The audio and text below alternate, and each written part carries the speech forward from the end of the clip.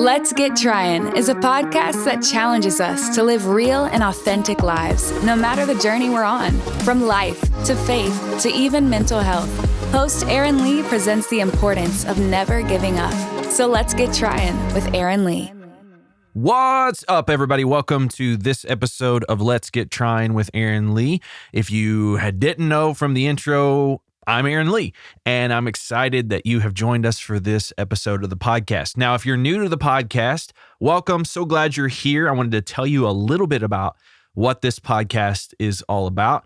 It's about living real and being authentic. And what that means is that there are so many facets of life where we need to be more vulnerable, more truthful, more transparent, more real, and more authentic. And so whether you're a person that deals with depression, or if you're a person just walking every day through life and wants to live a more genuine life, that's what this is all about.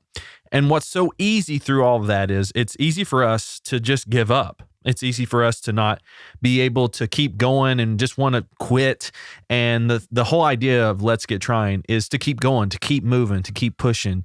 And that comes from us living real and being authentic. So that's what this podcast is all about. So welcome to the podcast. So glad you're here. If you wouldn't mind, after you're done listening to this episode, go over to aarontlee.com and scroll down to the very bottom and click where you can join our newsletter. Just fill that out and it'll send it in, and we'll be able to send you content and things as it comes out, so you're staying up to date with what's going on. Also, be sure to go over to our social media accounts. Go over to Facebook. You can search for the page Let's Get Tryin podcast, and you can also head over to our Instagram account, which is Let's Get Tryin. Oh, that was a lot to say. Anyway, so glad you're here. Also, almost forgot, hit that subscribe button and please review and rate it. It means the world to me and helps out so much.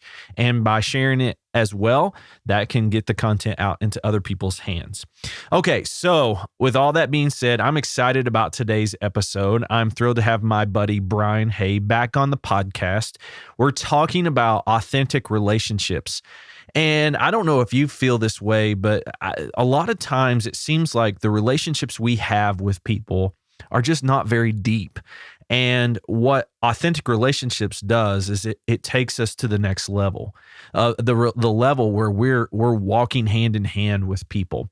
So in this episode, Brian and I are talking about our friendship and what it means to have an authentic relationship. And this is actually going to be the part one of a two-part deal where we're talking about authentic relationships. So anyway, I'm so glad you're here. I hope you're blessed by this content, and let's take a listen to the conversation we had.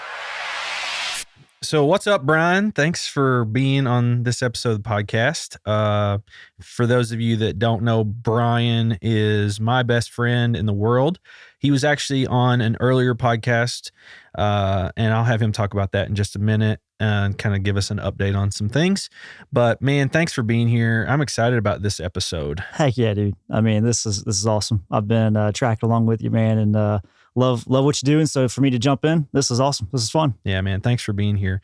Well, like I said, Brian and his wife, Stephanie, have been on the podcast before, and an earlier podcast talked about the life that they've been going through with cancer. And so, Brian, do you want to tell us a little bit about what's going on now? What's the update on things right now? Yeah, man. Scary times. We were kind of walking through that journey. But dude, God's been so good to us. We are, man, so much more on the upswing now. Actually, believe it or not, this is October. This is the 1 year from when she was diagnosed. So we are 1 year out from when she first was diagnosed. And so we've been on a full year journey of this thing. And man, there's so much I've learned through that. But the good news is right now she is, according to all scans, she is cancer-free. Amen. She is on her way. She's still on some targeted drugs and still doing some treatments and things that will kind of be ongoing to keep her protected from anything coming back. But man, as of right now, she is, really coming back to normal, and things have kind of gotten into a new normal, which has been beautiful, man, because for a while we had no idea how this thing was going to go. Yeah. But yeah, so we'll have some follow-up stuff done here in the next month or two. But man, all signs are looking really, really good right now. So thanks for asking, dude. Yeah, man, that's awesome. I know I've been with you guys, but our podcast family hasn't been able to hear an update soon or lately. So I'm grateful that you're able to give us some good news, great news. So that's all from God. So yeah, man. So I'm so excited about having you on this episode of the podcast, because when I was thinking about authentic relationships, I mean, there was nobody better for me than my best friend to be on this episode and talk about this very topic with me. And I believe that you and I have a very unique friendship that I don't know that many people have. And we'll get into the nitty gritty of that in just a second. But man, Brian, tell our friends out there how many lunches / breakfasts we've had and how long that's been going, so on and so forth. So this is crazy, man, to think about. But dude, it's been over 10 years. Like, it has been over 10 years. And it was over 10 years ago that we decided, hey, man, we're going to start getting together for either lunch or breakfast every week. Right. And we have stayed consistently faithful to that, outside of like one of us having a kid or whatever. Yeah, no big deal. No big deal.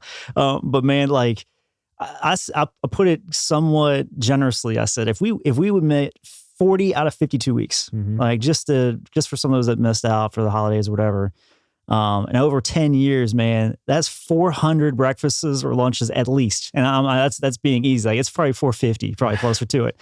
And dude, at an average of like 12 or 13 bucks a meal for each one of these things, that's over $5,000 that we've spent. Yeah, right. And let me just say that we frequent Chick-fil-A, Yeah, so we really should have like our own franchise right, or man. stock or something Absolutely. in Chick-fil-A. So yeah, man, it's crazy. Like, when you do the math and think about how much we've talked, I mean, the topics in general, Oh my gosh, are limitless, I believe, of the things we've talked about over those 10 years. It's actually kind of sad but you know what? I honestly, I say this from the purest place in my heart. Like, you are my best friend. I look at you as a brother. Yeah. More than anything else. And why I think this topic is so important is because I want that for other people. No doubt, man. You know, like, how many times do you have relationships and you just don't feel like you ever get below the surface Oh my gosh. of things? And to have that, to walk through things, to say things that are probably the most embarrassing things, shameful things. Yeah, that doesn't sound super fun, but to have someone walk with you through that is really, really powerful. Okay, so Brian and I are incredibly different people. We do like similar things. I was thinking about this when I was trying to figure out how we were going to talk about things. We have similarities. We love movies and stuff like that, video games, but you're a sports guy. 100%. And I'm not. No. I played some sports, and when I say played sports, I sat the bench. But why is it, man? Why do you think that two people who are very different? I'm an introvert. I think you're an extrovert for sure. So. Yeah. Why is that? Why are we friends? Man, that is that's a great question, dude. So, because I mean, when you really break it down, the differences are beyond belief. Like, my only friends through my entire life was guys I played sports with. Like, that was it. Mm-hmm. Like, if I was a friend with a buddy, even into college, I mean, that was what we had in common. Yeah. And that is what our conversations went towards. That was the level and the depth of our conversations. I mean, it was like nothing ever went past that, man. And I got to be honest, like, I think that I didn't think there was, when we first went to our very first lunch, do you remember this? So our wife, like, we went. Oh yeah, when we went with our wives. Yeah. Yes. Yeah, so we're going to Red Lobster. And dude, classic. That's right. Only the best. Man. That's right. We should go there for anniversaries. This was the bread. You just go there for the bread. Yes. Okay, we're getting off. Yeah. All right. Anyway, go ahead. But so here's the thing. So like I'm a sales rep. It is my job at the time to go and like find something that's unique about somebody and like talk about that. And so, dude, I give you my full court press. Like, I'm like, so, hey, who's your favorite team? You're like, I don't really follow any teams. I was like, oh, that's cool. Like, so do you like hunting or fishing? Nah, not particularly. I was like, okay.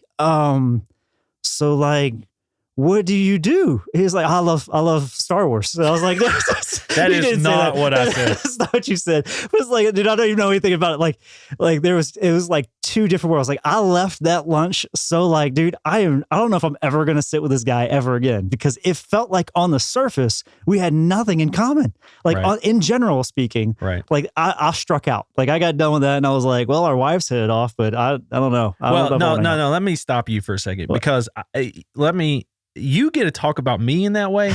You're the guy who looks like Gumby. And I'm like, oh my gosh, I'm sitting across the table from Gumby here. No, Brian does a Gumby face. That's why I call him that. That's going to be the what we're going to see on the picture. Oh, that's a good idea. Podcast. I hadn't thought about that. That's great. I'm sure I can find a picture of you doing that. Oh my gosh. No, yeah, you're right. We were much different. I was not as into sports as you were. Now, granted, we went to the Sugar Bowl together. We did, when dude. Louisville played Florida. We did that. We enjoyed that. Man, there's so many things about our friendship that is really powerful, especially because we're different. Yeah. But let's go back. Okay. Let's go back to what was the moment? What was the thing that you're like, all right, let's go. Yeah. Dude, for me, we went camping. We were in a small group together. So you were a stranger. I didn't know you. Early on, we go into a small group. And so this is a Bible study of, we were all in our 20s. So we were all in our late 20s, kind of in that range. All the good old days. Oh yeah, man. No kids. It was awesome. So we went camping, and not glamping, camping. Like we were out there. Yeah. It poured the rain. Yes, man. And so we're out there, and so you bring the guys together. We're all kind of around campfire type thing. And dude, you did something that I had never witnessed in my life. Like up to this point, I had never seen or experienced a man go here. And what I like to say is you set a depth that I had never seen.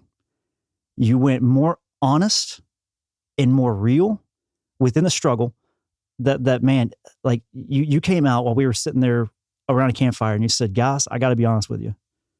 I struggle with pornography, and I need help, man. I need you guys to hold me accountable and help me, because I don't want this to be what owns me. And dude, in that moment, I was honestly jaw dropped, never witnessed it. And I was like, this dude just went to a level that I ain't never seen anybody go. Like, that was a real conversation, and you were willing to do that, and we didn't even know me that well. And you were willing to be that honest. And dude, that struck to the core with me, because not only that, because I had my own battles. And so here's a guy who went a place that I would never be willing to go. And I didn't even know it was okay to go there. And so it immediately opened my eyes to, man, what does that mean? Does that mean this guy can I actually be real with this guy?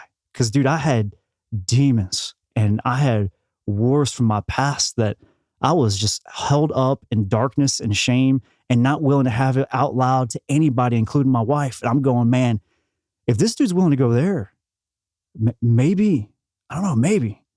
And so, man, that's where it started for me, where I went, this dude's different. This dude's different. Well, we talk about that moment. For me, I was just being honest. Like, I've told Brian this. I more than anything, I just was miserable and lost and needed to confess to some brothers. I'd already confessed this to my wife the day before. We had talked about me going to counseling. Yeah. And we get, I'm leading this small group. That's where we take this group of husbands and wives to go camping together. And I'm just ridden with guilt over that time. Like, I'm leading these people and I'm over here struggling with this. And I remember just being like, okay, the Lord is convicting me. The Holy Spirit is saying, like, you just need to tell these guys, like, that you need prayer. Because I remember that. I remember specifically, like, saying, guys, like, I just need you to pray for me because this is where I'm at. And it's crazy to me how I had no intentionality of trying to break down a barrier with you. Oh my gosh. Yeah. Like, none. Absolutely. Last thing on my mind, I could care less about you at that moment. That's not true. But you know what I'm saying? Yeah. But for me, like, I just needed to be vulnerable. I just needed to confess what was going on. And yes, it was like one of the hardest things I've done. But at the same time, I'm like, it's the right thing. But that's the thing, man. It's like, I still don't know if you realize how uniquely special that is. That's why there's so many people following you on this podcast. Because, dude, there's not that many people willing to go there. Like, I think we're in a world where it's a little bit more, but man, still, like, dude, at the time, nobody'd go there.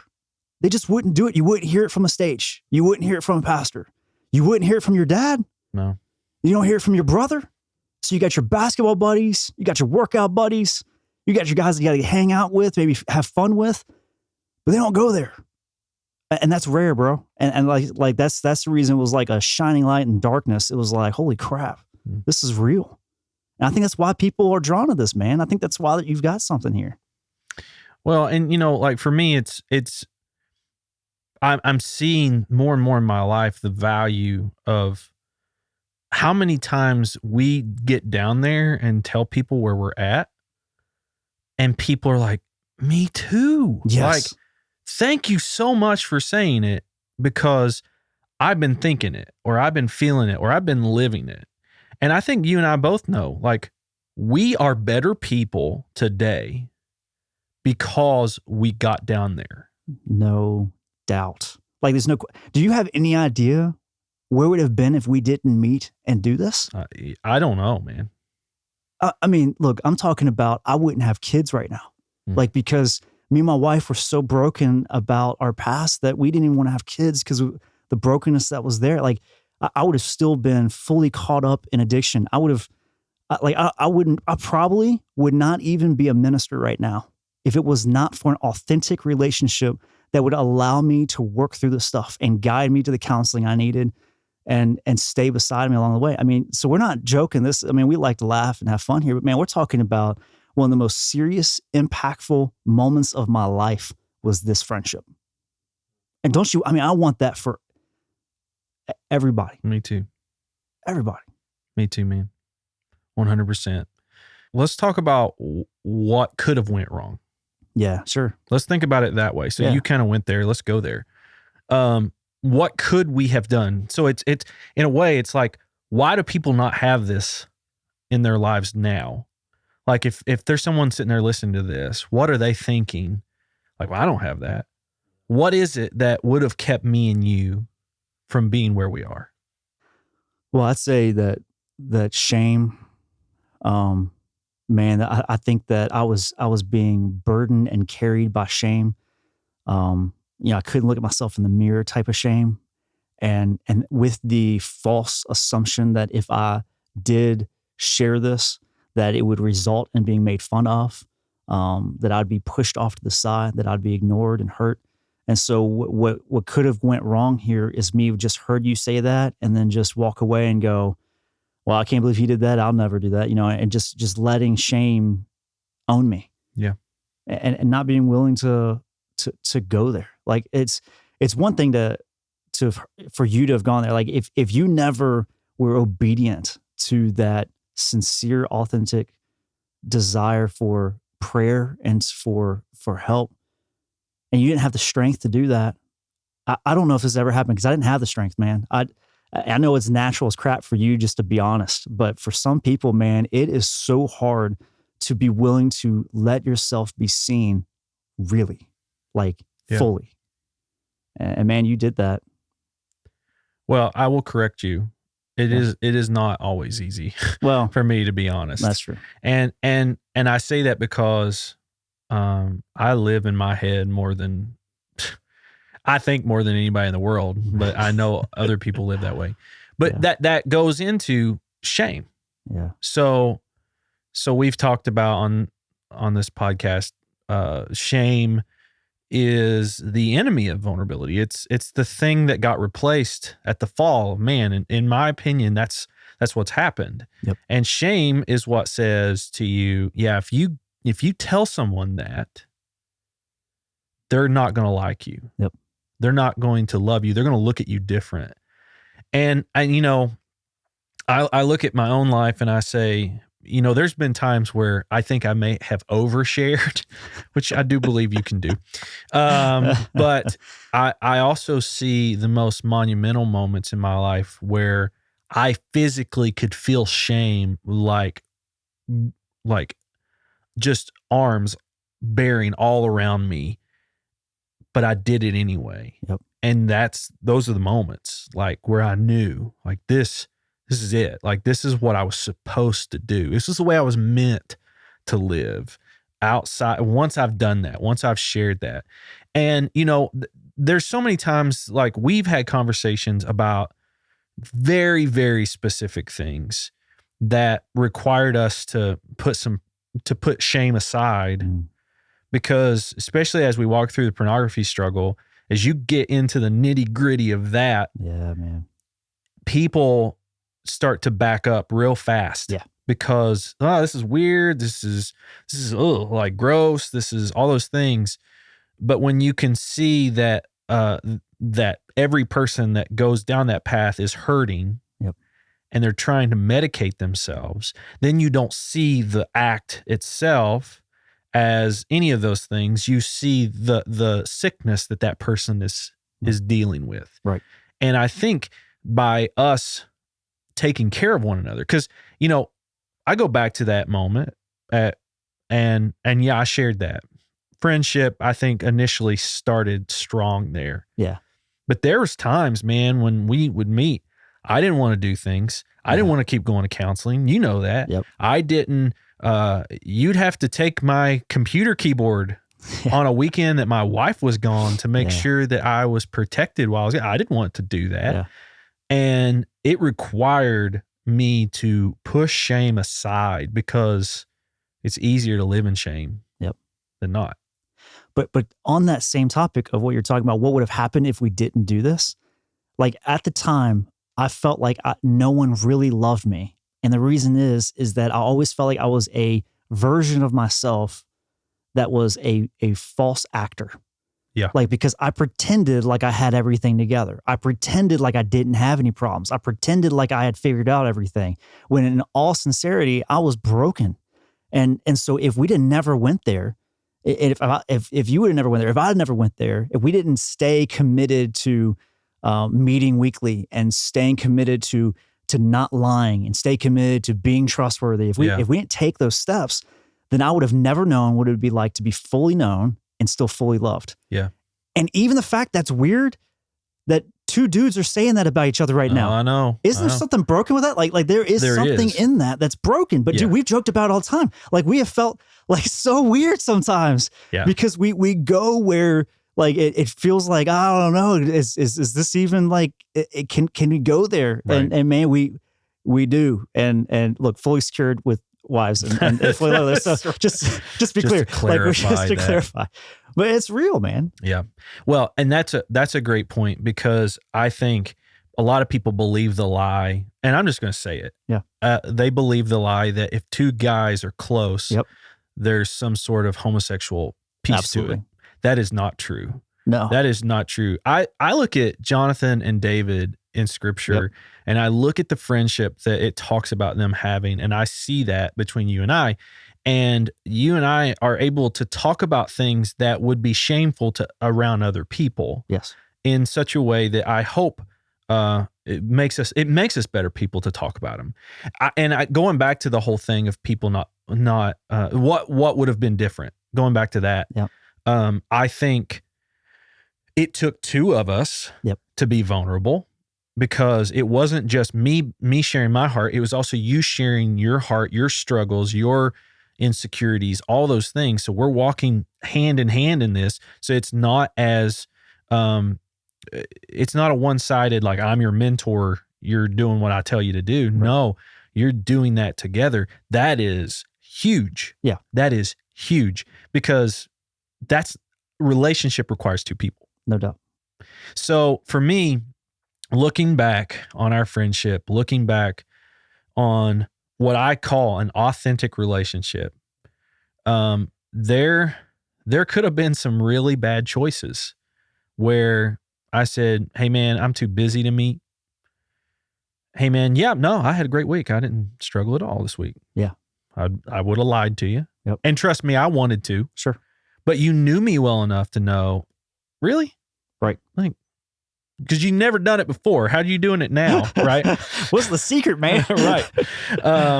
But I think that's true. Yeah. And the other thing is, and I'll say that more about now, is that you and I both know we're works in progress. No doubt. 10 years later, we're still working as hard as we did.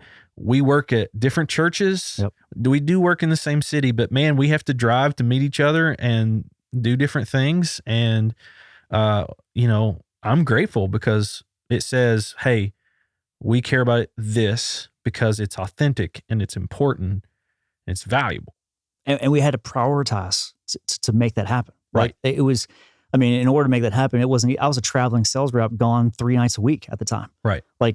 So I'm not home very much anyways, but I had to make the choice. There was times that I had to drive from far distances to get back to be able for us to get together, because in order for this thing to happen, man, it took that level of commitment, trustworthiness, vulnerability, authenticity, that truthfulness. What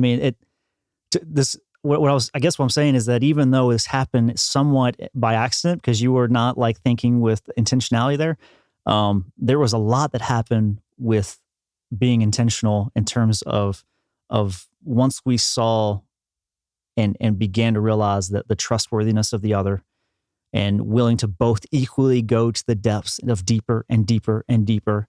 Because that's the thing is like early on, it started out with you set that depth, which was deeper than I'd ever seen another man go, of being honest, sincere, real.